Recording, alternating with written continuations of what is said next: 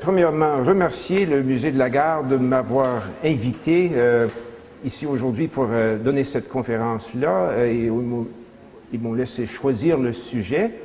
Je suis un passionné d'histoire locale, en général, mais d'autant plus que j'ai des racines familiales ici dans cette région. Et quand je dis passionné d'histoire locale, je vais vous raconter une histoire. En 2006, je suis allé en Irlande du Nord pour visiter ma cousine. J'ai des racines familiales en Irlande du Nord, du côté de ma mère. Et là-bas, on a visité des musées, des ruines, toutes sortes de lieux historiques. On a vu des choses merveilleuses, telles qu'une statue qui a 3000 ans, une statue d'un chef irlandais, etc. Mais ma cousine n'a pas tout à fait les mêmes goûts. Après 10 jours, je pense qu'elle en avait à peu près assez. Puis elle m'a dit, « Mike, j'ai jamais vu autant de vieilleries dans toute ma vie que depuis 10 jours. » Mais c'est pour dire que c'est un intérêt que j'ai. L'histoire de la communauté catholique ici à Témiscamingue et dans la région, ça m'intéresse beaucoup. Juste pour un petit mot de clarification, j'ai préparé la conférence en français, mais si quelqu'un me pose une question en anglais, je vais répondre en anglais, puis ensuite je vais traduire les grandes lignes en français. I prepared the talk in French. However, if somebody asks me a question in English, I'll answer in English, and then I'll give the gist of it in French afterwards. Si je suis ici aujourd'hui pour vous parler de l'histoire de notre communauté catholique ici, le début de la communauté catholique ici dans le secteur de Témiscamingue, c'est pas juste pour vous donner une série de noms et de dates. Il y a une thèse que je vais essayer de vous faire voir. Et vraiment, cette thèse a deux moments. Premièrement, malgré le fait que l'Église catholique existe dans ce secteur depuis assez longtemps, notre manière d'être Église a eu toutes sortes de mutations, toutes sortes de changements dans ce temps-là. Et ce que je vais essayer de vous montrer, c'est que ces changements sont plus ou moins par rapport au changement de diocèse. Ce secteur a déjà été dans plusieurs diocèses au cours de son histoire. Et avec un changement de diocèse, il y a eu des changements d'organisation dans la vie de l'Église. Premièrement, pour ceux et celles qui ne sont pas trop familiers avec la terminologie, c'est quoi un diocèse? Un diocèse, c'est une église particulière. On dit parfois église locale, mais surtout au Québec et au Canada, local, il faut comprendre que notre géographie est un peu différente de bien d'autres pays. Comme le diocèse d'Amos s'étend de Val-d'Or jusqu'à la baie d'Ungava. Alors, c'est pas trop local, ça. C'est un vaste territoire. On dit église particulière, et à la tête de l'église particulière, de chaque église particulière, il y a un évêque. Donc, dans chaque diocèse, il y a au moins un évêque. Et quand un diocèse est fondé, pendant les quelques années, normalement, on l'appelle un vicariat jusqu'à ce que le diocèse soit autonome. Et quand le diocèse est autonome, on l'appelle un diocèse, puis ensuite, il y a parfois un changement de nom. Comme le diocèse de Pembroke a déjà été le vicariat de Pontiac. Bon, avant même qu'il existe d'églises particulières dans le territoire qu'on appelle aujourd'hui le territoire canadien, il y a eu quand même d'activités missionnaires. Vous avez peut-être entendu parler de Saint Jean de Brébeuf et de ses compagnons jésuites. Saint Jean de Brébeuf a été martyrisé en 1648 et Saint Jean de Brébeuf et ses compagnons ont passé assez proche de chez nous au milieu du XVIIe siècle. Ils ont traversé en canot la rivière Mattawa et la rivière des Outaouais en allant vers le lac Huron et ces endroits-là.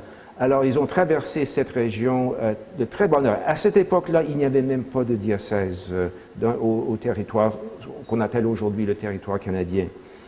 Et il n'y a pas eu beaucoup d'activités missionnaires dans ce secteur autour du 18e siècle. Pas beaucoup. Parfois, il y avait des missionnaires qui étaient de passage pour desservir les coureurs de bois et les marchands. Et plus tard, au 19e siècle, il y a eu des chantiers aussi. Mais au début, c'était surtout des coureurs de bois et des marchands. L'activité missionnaire auprès des Autochtones commence dans cette région vraiment seulement au 19e siècle. Okay? Alors, à toute fin pratique, c'est au 19e siècle que ça commence, l'activité missionnaire, et que la présence catholique dans notre région commence. C'est pour ça que j'ai appelé cette conférence « Le début de la communauté catholique dans ce secteur 1830 jusqu'à 1930 ». Bon, à partir de 1658, cette région fait partie du diocèse de Québec. Ça semble incroyable parce que Québec est assez loin aujourd'hui, même en voiture, Québec est assez loin, mais cette région faisait partie du diocèse du Québec. Et à cause du vaste territoire, il n'y a pas eu beaucoup d'activités missionnaires. On est assez loin de Québec et comme il fallait voyager en canot, c'est assez évident qu'il n'y a pas eu beaucoup de présence catholique durant ce temps-là. C'est en 1836 que cette région commence à faire partie du diocèse de Montréal. De Montréal, oui, en 1836, et c'est là que commence de l'activité missionnaire. Premièrement, il y a eu des sulpiciens qui étaient venus de Montréal, toujours de passage. Il n'y a pas eu de communauté stable, mais des missionnaires sulpiciens qui desservaient la région. C'est quoi un sulpicien? Un sulpicien, c'est un prêtre diocésain. Ce sont des prêtres diocésains qui forment une communauté et ils ont pour mission spéciale la formation de futurs prêtres. Et j'étais assez surpris quand j'ai lu que les sulpiciens étaient ici dans la région de Siboneur, parce qu'un groupe qui spécialise en formation de futurs prêtres, qu'est-ce qu'ils font dans ce secteur où il n'y a pas, à cette époque, de candidats à la prêtrise? C'est-à-dire qu'une communauté, quand une communauté a sa mission spéciale, il y a aussi d'autres choses que fait la communauté par exception. Par exemple, les sulpiciens, encore aujourd'hui dans la région de Montréal, ils ont plusieurs paroisses. Alors, ils ont bien sûr le Grand Séminaire de Montréal, mais aussi plusieurs paroisses. Et au début, tout au début, ils s'engageaient dans des activités missionnaires. C'est pour ça qu'il y avait des sulpiciens dans cette région. Mais pas pour longtemps. Peu de temps après, c'était les Oblats de Marie Immaculée. Les prêtres avec qui vous êtes sûrement familiers, il y a des Oblats partout au Canada aujourd'hui et à bien d'autres endroits dans le monde. C'est une communauté religieuse, c'est-à-dire une communauté où les membres font des vœux de pauvreté, de chasteté et d'obéissance. Et leur vocation particulière, c'est la mission. Partout où se trouvent les Oblats dans le monde d'aujourd'hui, les Oblats sont des missionnaires. Ils ont bien sûr des universités, ils ont des paroisses et d'autres activités, mais pour la plupart, ce sont des missionnaires. Et pendant au moins un couple de siècles, tout le Grand Nord canadien a été desservi par les Oblats, des évêques, des prêtres, des laïcs qui s'engageaient avec eux. De plus en plus aujourd'hui, c'est plus les Oblats, mais ils sont encore là. Alors, les fondations, mettons, de la communauté catholique dans cette région sont dues, dans une grande partie, à l'activité missionnaire des Oblats. Alors, ils sont ici depuis 1836. Il faut noter aussi qu'il y a un changement de frontière diocésaine. Encore, c'est-à-dire qu'en 1836, c'est le diocèse de Montréal. Et ensuite, en 1847, on commence à faire partie du diocèse de Bytown. Et Bytown a changé de nom à Ottawa en 1860. Alors, c'est un peu avant que nous fassions partie du diocèse d'Ottawa que les Oblats sont venus, mais surtout après. Les Oblats avaient un siège social à Ottawa et ils envoyaient des missionnaires un peu partout ici dans la région. Alors, dès 1844, il y avait une présence permanente d'Oblats dans la région. Vous êtes familier avec Ville-Marie, bien juste un peu au sud de Ville-Marie, il y a ce qu'on appelle aujourd'hui le fort Témiscamingue, mais c'était la mission des Oblats et aussi le siège social de la compagnie de la baie d'Hudson. Alors, dès 1844, il y avait toute une colonie là, y compris une mission. Et ce qui est assez intéressant de noter, c'est que la mission existait des deux côtés de la frontière. On ne l'appelait pas ça à cette époque-là l'Ontario et le Québec, mais du côté ouest du lac Témiscamingue, il y avait la résidence des Oblats, et du côté est, il y avait l'église, le cimetière et aussi le poste de la compagnie de la baie d'Hudson. Et je mentionne cela, c'est à partir de cet endroit-là qui s'appelait la baie des Pères, qu'il y a eu de l'activité missionnaire dans la région. Alors, dès les années 1840, il y avait de l'activité missionnaire, ce qui est aujourd'hui Kippawa, Hunters Point, le lac Brennan, les communautés autochtones. Et c'est à ce moment-ci également qu'on a commencé à faire de la mission, de l'activité missionnaire auprès des Autochtones. Avant, dans cette région, c'était surtout les marchands, les coureurs de bois. Et à partir de ce moment, c'est aussi les Autochtones. Et on pourrait dire qu'au cours du 19e siècle jusque les années 20, il y avait trois formes d'activité missionnaire qui se faisaient dans cette région. Il y avait la mission auprès des Autochtones, auprès des gens de descendance européenne. Alors, il y avait, à cette époque-là, on les appelle aujourd'hui les Québécois. À cette époque, c'était des Canadiens ou des Canadiens français. Et aussi, au début, des gens de descendance irlandaise qui étaient ici. Alors, les Autochtones, des gens de descendance européenne et aussi les chantiers. À partir de la deuxième moitié du 19e siècle, il y avait plusieurs chantiers un peu partout dans le bois et les missionnaires faisaient le tour des chantiers, surtout en hiver. Alors, ça vous donne un peu une idée de la forme que prenait l'activité missionnaire à cette époque. Je pourrais mentionner en passant que si vous avez des questions, vous n'avez qu'à parler. Je ne vous demande pas de lever la main parce que ma vue n'est pas bonne et je risque de ne pas voir votre main. Alors, vous n'avez qu'à m'interrompre si vous avez une question. OK? C'est ce que je faisais quand j'étais dans l'enseignement aussi. Et ça marche. OK. Alors, parlons un peu de Témiscamingue, précisément. Quand est-ce que ça a commencé? Quelle forme est-ce que la vie de la communauté, quelle forme prenait la vie de la communauté et de la vie de l'Église vers la fin du 19e siècle?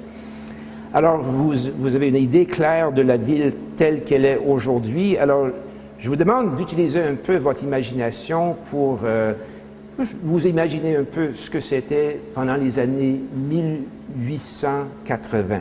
Témiscamingue à 1880. Il y avait à l'époque 3 petites communautés où se trouve la ville de Témiscamingue aujourd'hui. Premièrement, il y avait la communauté de Lonceau. Lonceau se trouvait au bord de l'eau, pas très loin de l'endroit où se trouve Tembec aujourd'hui, un peu plus au nord, je crois, plus proche de l'île, qui était à l'époque une péninsule, une presqu'île. Mais ça, c'était la communauté de Lonceau. Et durant les années 1880, la communauté de Lonceau comptait 13 familles. Pas grand, 13 familles. Mais ce n'était pas tout. Il y avait aussi la communauté de Gordon Creek, le ruisseau Gordon. Gordon Creek est plus ou moins en face de la gare ici.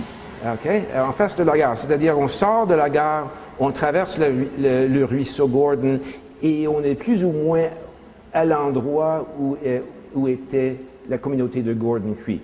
Et Gordon Creek s'est formé à cause du chemin de fer. Des gens qui travaillaient pour le chemin de fer, etc. C'est à cause de ça qu'on a formé la communauté Gordon Creek. Alors, ça existait déjà durant les années 1880. Et ensuite, en 1888, la communauté de Lumsden Mills a été fondée à cause d'un moulin, comme le nom suggère. Et la communauté de Lumsden Mills, c'est encore le secteur de Lumsden tel qu'on le connaît aujourd'hui. De Gordon Creek, je crois qu'il n'existe aucun bâtiment de l'ancienne communauté de Gordon Creek. De Lumsden Mills, je crois que le bloc appartement, le bâtiment gris qu'on trouve au bord du lac, un des bâtiments qui reste de Lumsden Mills à l'époque. Alors, c'est ce qu'on appelle aujourd'hui Témiscamingue. Le nom Témiscamingue n'existait pas comme ville. Alors, quelle forme prenait la vie de la communauté catholique à cette époque-là? C'était en 1886 qu'a été construite la première chapelle par le père Brochu, père Oblat.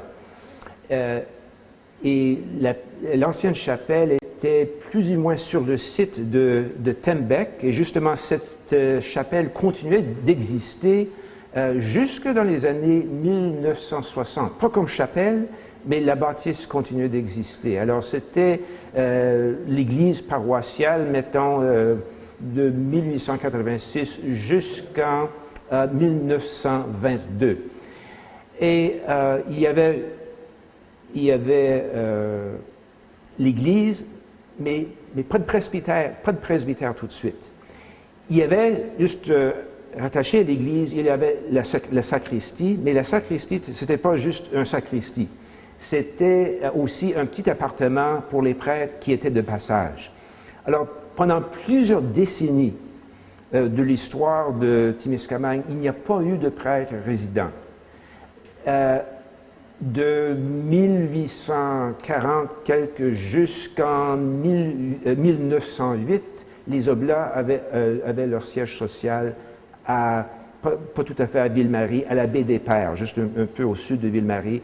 Et la future ville de Témiscamingue était l'un des endroits où les Oblats s'arrêtaient pour faire du ministère. Ils étaient de passage, même pas tous les dimanches non plus. Mais ils venaient de temps en temps pour célébrer la messe, marier des gens, faire des baptêmes, etc. Et c'était seulement en 1916 qu'un presbytère a été construit, mais pas pour être une résidence permanente pour un prêtre. Les prêtres étaient encore de passage, et le presbytère était là tout simplement pour les missionnaires qui étaient de passage. Alors voilà l'image de la communauté catholique que je vous donne. Pendant longtemps, jusqu'en 1919, on n'avait pas de prêtre résident. Il faut souligner ça, parce que c'est la manière dont nous existions en tant que communauté catholique à l'époque. En 1908, il y a eu encore un autre changement. Il faut d'abord mentionner qu'en 1882, c'est à partir de cette date-là que nous commencions à faire partie du diocèse de Pembroke. Le premier évêque, Monseigneur Lorrain, Narcisse Zéphérin Lorrain, a béni cette première église en 1891. Mais en 1908, il y a un autre changement de frontière un peu au nord de nous, c'est-à-dire au nord du 47e parallèle, c'était désormais le futur diocèse de Hillibury. Et à cause de cela, les Oblats nous desservaient, mais pas de la baie des Pères, mais plutôt de Mattawa. Alors, on peut se gratter la tête. On sait qu'aujourd'hui, qu'il est pas mal difficile encore de se rendre de Mattawa à Témiscamingue, au moins si on prend le raccourci. Ce n'est pas la meilleure route du monde.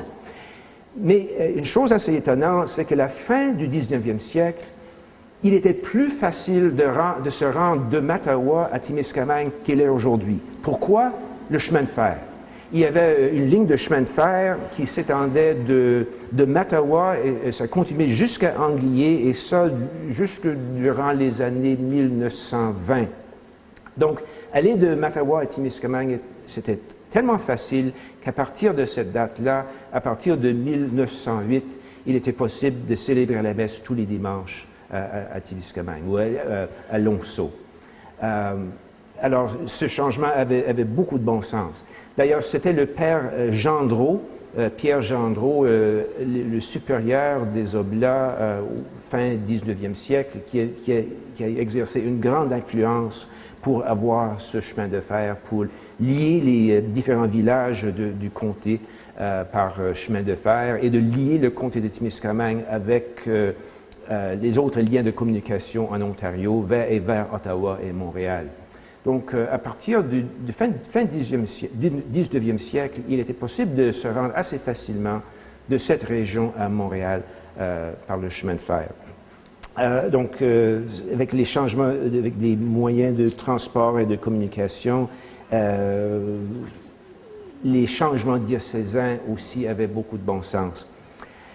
C'était en 1918 que les Oblats ont été remplacés par des prêtres diocésains de Pembroke. Il y avait le père Duquette et aussi le père Burke, son vicaire, mais ce n'étaient pas des prêtres résidents encore. Ils vivaient à Mattawa et ils venaient à Témiscamingue en fin de semaine célébrer la messe. Ils venaient en train puis ils repartaient chaque dimanche. Témiscamingue a été fondée comme paroisse, cette fois-ci, comme paroisse en 1919. Et c'est en 1919 qu'on a eu pour la première fois un prêtre résident. Il s'agit du père Édouard Letan, qui est le premier curé de la paroisse et le premier prêtre résident dans cette communauté. L'église était encore au site actuel de Tembec et le cimetière au site actuel du Steam Plant. Alors, ça vous situe un peu. Et le nom de la paroisse à l'époque était Notre-Dame de Bon Secours et le nom continuait jusqu'en 1929. Alors, si vous vous imaginez tous les changements dans la communauté à cause de la construction du moulin. Premièrement, la croissance de la population. Avant ça, plusieurs décennies avant ça, il n'y avait pas beaucoup de croissance de population et aussi le progrès de la mission catholique a été assez lent, aussi parce que il y a beaucoup d'Autochtones qui avaient été dans la région, qui ont quitté la région.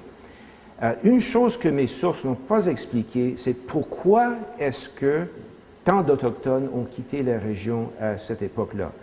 Est-ce que c'était une décroissance de la population à cause de maladies? Est-ce qu'ils sont allés plus loin dans le nord pour ne pas être trop proches des communautés européennes? Je ne sais pas. Ce serait le sujet pour quelqu'un d'autre de faire des recherches là-dessus. Mais les progrès avaient été assez lents à cause justement du déplacement d'une bonne partie de la communauté autochtone au 19e siècle. Mais en 1918-1919, la population de Témiscamingue s'est accrue énormément. Et j'ai fait le saut quand j'ai lu ceci. En 1919, la population ici était à 3000 personnes. 3000 personnes. Imaginez-vous ça. Thorne n'existait pas à l'époque. Eldie non plus. Le Temps non plus. T-Lake non plus, en tant que village, c'est-à-dire. Alors, imaginez-vous 3000 personnes tassées dans les maisons de rangée ici, au site de la ville actuelle de Témiscamingue. Évidemment, il y avait de grosses familles, mais si on est tassé aujourd'hui, on était encore plus tassé à l'époque. Alors, oui, alors, surtout si vous vivez en haut de la côte, là, il n'y a pas beaucoup de place parfois. Alors, c'est à ce moment-là aussi qu'on a agrandi l'Église, mais même après avoir agrandi l'Église, on a trouvé que l'Église était trop petite. Donc, en 1922, on a fait construire une nouvelle église sur la rue Windsor, sur le site actuel du salon funéraire. Mais cette bâtisse n'a pas servi d'église pour très longtemps, seulement 7 ans, de 1922 jusqu'en 1929. Par après, c'était la salle TCA, et ça servit de salle communautaire jusque dans les années 1970, je crois. Mais pendant quelque temps, on avait une église plus grande sur la rue Windsor, mais avec la croissance de la population, cette église même est devenue trop petite.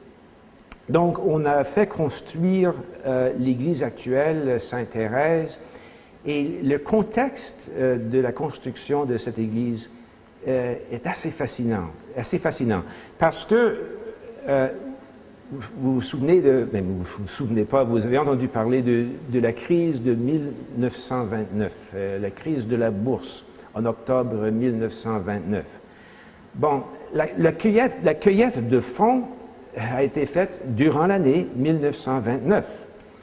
Et Monseigneur Ryan de Pembroke a béni la pierre angulaire de la nouvelle église Sainte-Thérèse le 15 septembre 1929. Et ensuite, la bourse s'est écrasée un mois plus tard. Et je me suis posé la question, comment est-ce qu'on a pu construire cette église, étant donné l'état de l'économie à l'époque?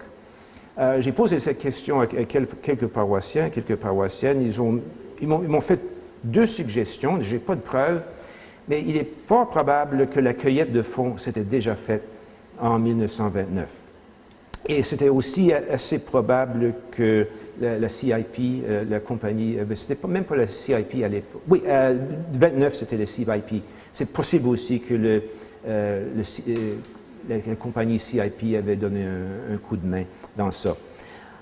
En tout cas, la construction s'est poursuivie au cours de l'année 1930 et c'était en automne 1930 que la première messe a été célébrée dans l'église actuelle Sainte-Thérèse. Bonne question, pourquoi le changement de nom? C'était Notre-Dame de Bon Secours, on a changé le nom à Sainte-Thérèse.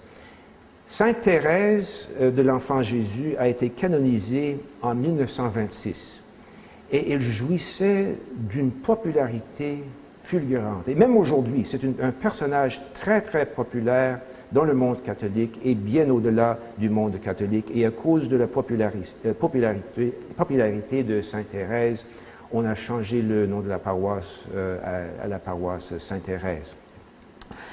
Et c'est à partir de là qu'on a la paroisse plus ou moins telle qu'on la connaît aujourd'hui.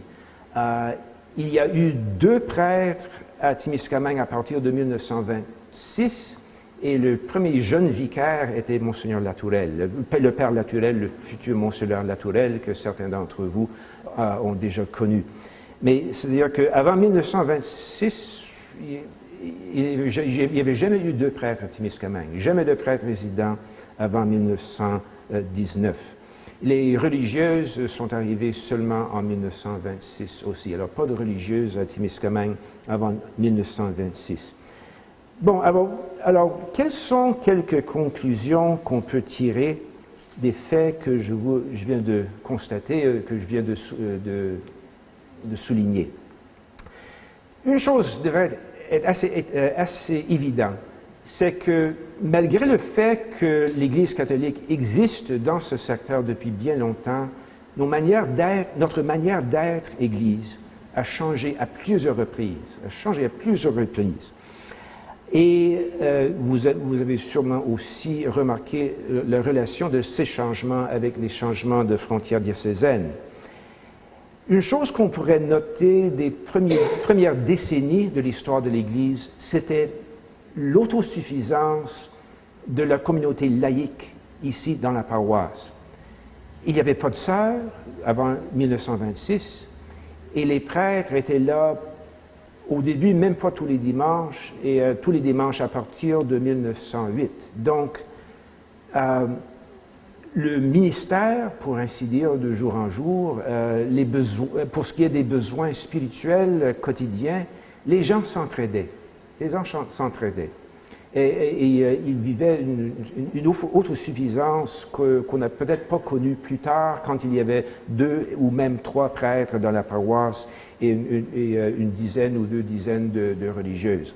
Alors, une grande autosuffisance.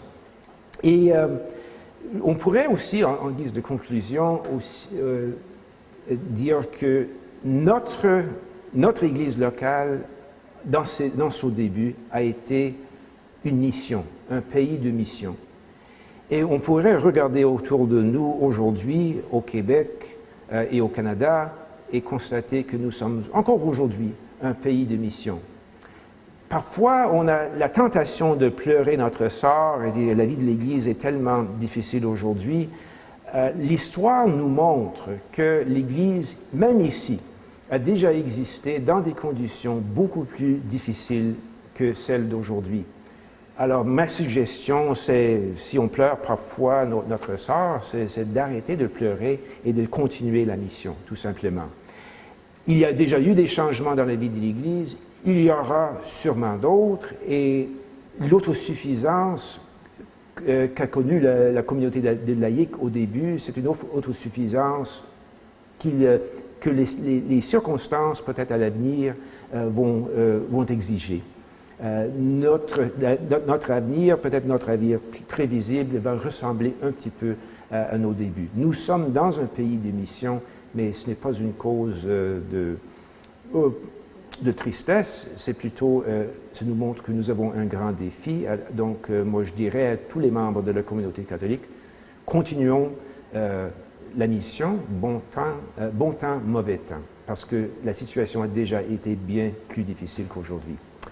Alors, voilà ma présentation, ma présentation orale, et je voudrais maintenant vous montrer quelques photos, et je vais passer chaque photo, chaque membre de l'Assemblée, et s'il y a un détail en particulier que vous remarquez dans la photo, je vous demande juste de noter le détail, de le dire à pleine voix, à haute voix, parce qu'il y a peut-être des détails là-dedans que moi-même je n'ai pas remarqué.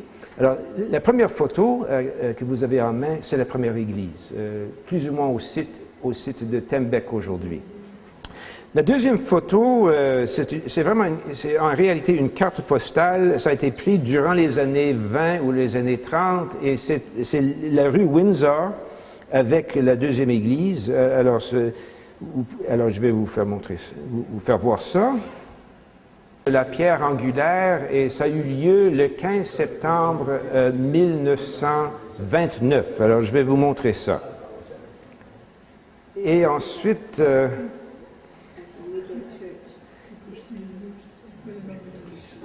et quelques photos de la construction de l'église Sainte-Thérèse en 1929.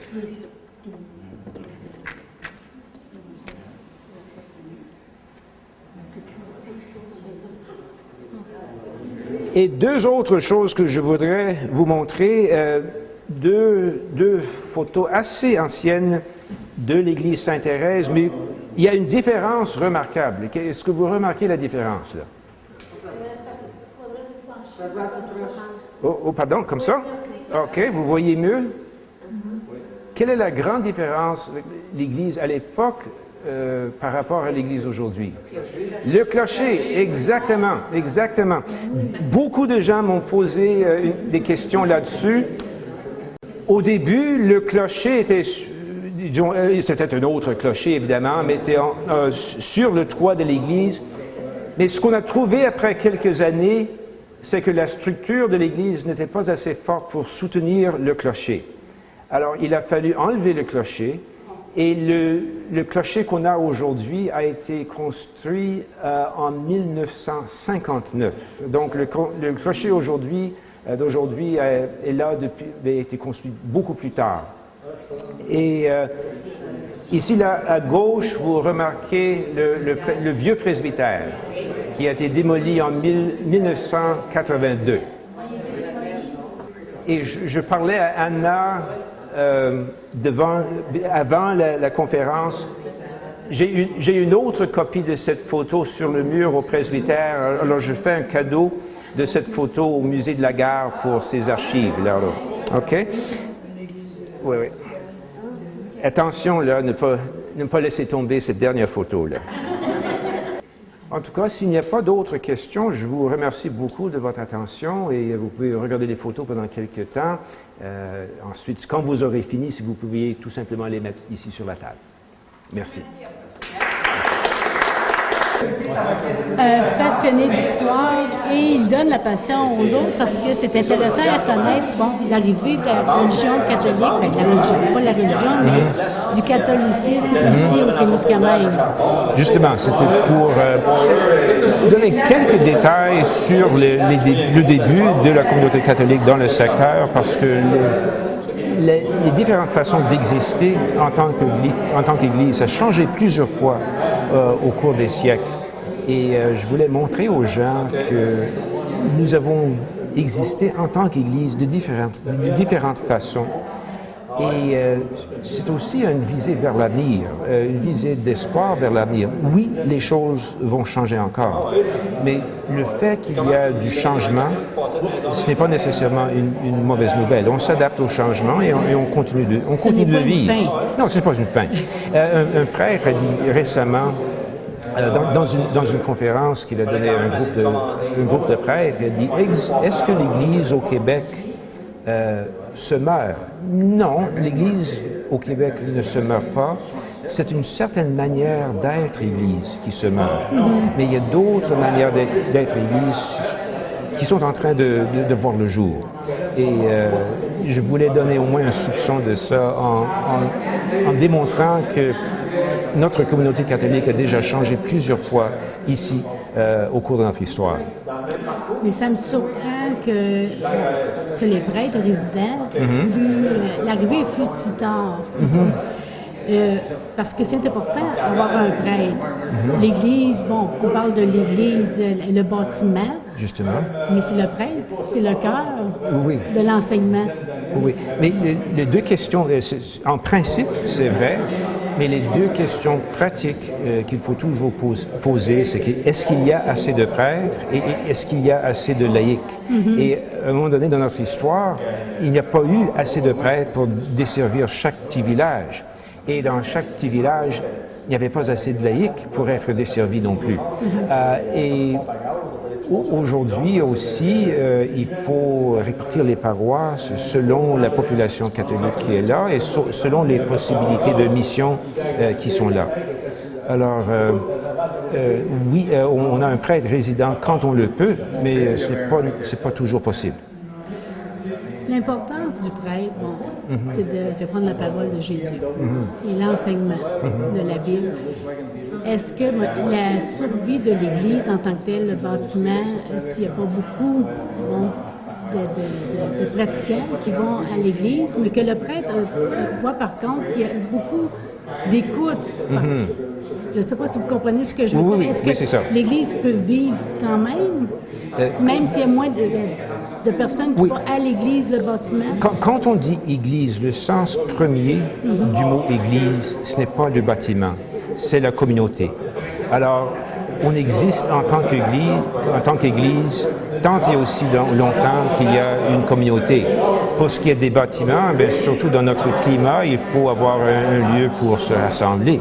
Mais ça peut changer aussi, ça a déjà changé à plusieurs reprises, comme je l'ai montré dans ma conférence. Et justement, à Kippawa, pendant longtemps, au moins pendant quelques années, la messe a été célébrée le dimanche dans des maisons privées et même à l'hôtel.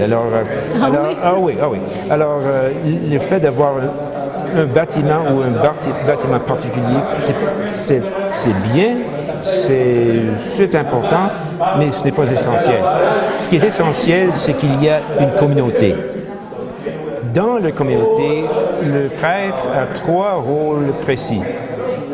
Premièrement, d'annoncer la bonne nouvelle.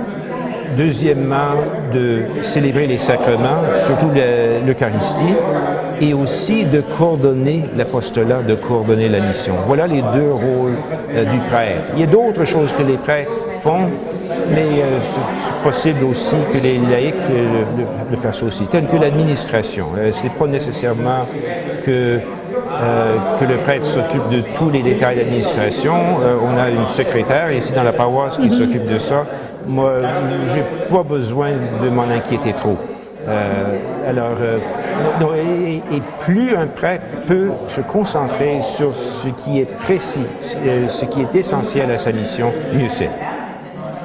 Notre Église va vivre longtemps si on a toujours des prêtres comme vous. Ah, vous êtes bien gentil. Vous êtes bien gentil. Parce que les gens, si vous connaissez pas Père Michael, vous pouvez le rencontrer n'importe quand, discuter. Ouais.